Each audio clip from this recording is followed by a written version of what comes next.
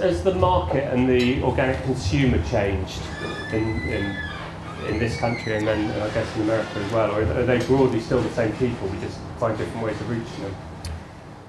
Yeah, I think they are. I think they are the same people. Actually, all the crises and successes within the organic market. Actually, the customers that Riverford serve, I think, are largely unchanged and very committed. And you know, in 2007-8, when the supermarkets stripped their shelves of organic products to a large extent on the assumption that everyone wanted just cheap food, our customers didn't change actually. And it always annoys me when it's when the market, when demand for organic food is equated to sales, because sales are the result of demand and availability, and if it's not available, people can't buy it. So I think the underlying demand has continued to rise in a fairly incremental and steady way, and I would expect it to continue to.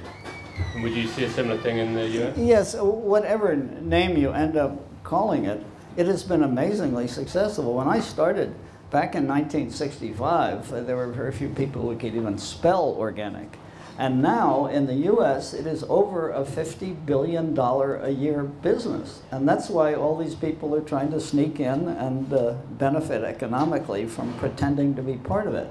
And years ago, you know, I was a lot more polite to the nozzlehead professors of agriculture at the university than I am now. But now I bluntly tell them, you guys were wrong. I'm sorry, you were wrong, we were right, and you need to start paying attention. So the customer was the one who told agriculture that they wanted food grown the way Guy and I are growing it. It wasn't the nice stories we wrote or the publicity we made, but people said, no, I want my food grown that way. And I don't think that's going to change, and I think that's going to continue to grow. What we're fighting for is to make sure that what the customers are getting is what they think they're buying. I mean, the customers, well, they kind of intuitively felt it was right. The people intuitively felt that spraying pesticides, nerve poisons all over your food wasn't a good thing. And sure enough, 20 years later, you know, most of those chemicals have been banned. But I don't know, it kind of comes back to that sort of emotive, intuitive judgment and scientific judgment. And you know, we have a system of capitalism combined with fiendishly clever people in advertising who are just so good at harnessing, you know, the emotive really, and at corrupting us through our emotive feelings, I think. You know, I mean, why do we have shampoo sold called organics, or, you know, I mean, it is, and so though I sometimes feel that you should give heed to your intuitive beliefs, unfortunately they are too often corrupted by, you know, people's desire to make money out of them, I suppose. But our belief in the fact that organics is the best way to grow crops might have started out 50 years ago intuitive, but the fact that even on the poor soil, very acid soil we started with, once we built it up, we were able to grow 35 different vegetables with no pesticides. We use no pesticides, organic or whatever, on our farm because when we do things correctly.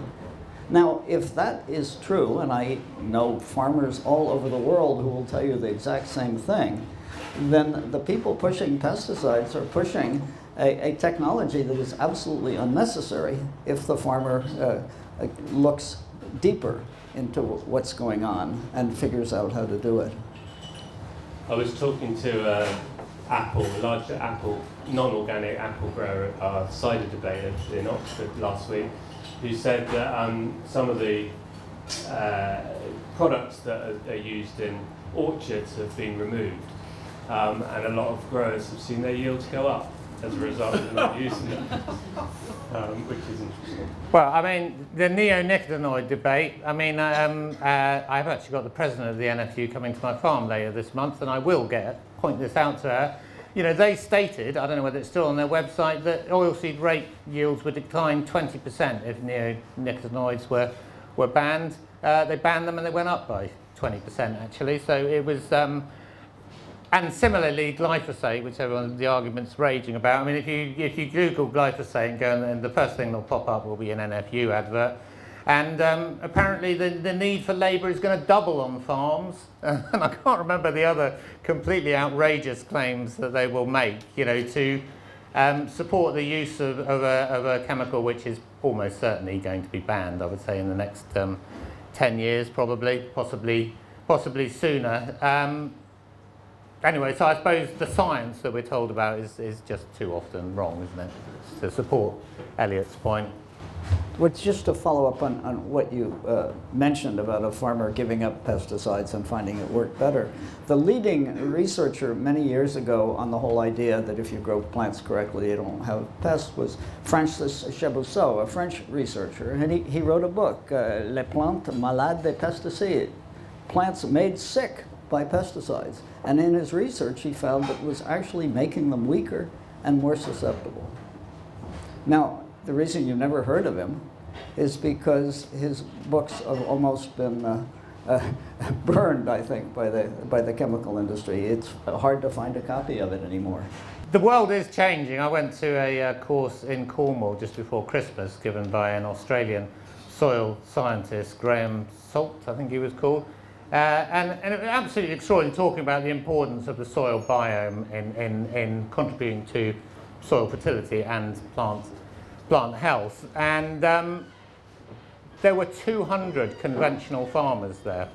You know, there were a couple of organic farmers, but I mean, they were mostly conventional farmers who are, yeah, I think realizing that they're reaching the end of the road with chemical farming. And some of them I spoke to over lunch, and they were actually conducting their own experiments on, you know, what I would think of as being organic techniques, using green manure as an alley cropping, all sorts of quite interesting stuff, which I find that hugely heartening, actually, that the idea that farmers are taking control of their farms again, rather than it being dictated to them by the agrochemical companies who have really directed the direction that agriculture has taken since, you know, food rationing and came to an end in the 50s.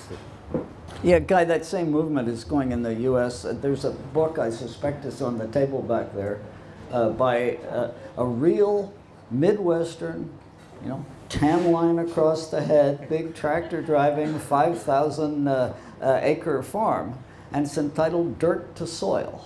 And it's just amazing when people who have been conned for that long suddenly discover, oh my gosh, green manures, cover crops, crop rotations, these things actually work.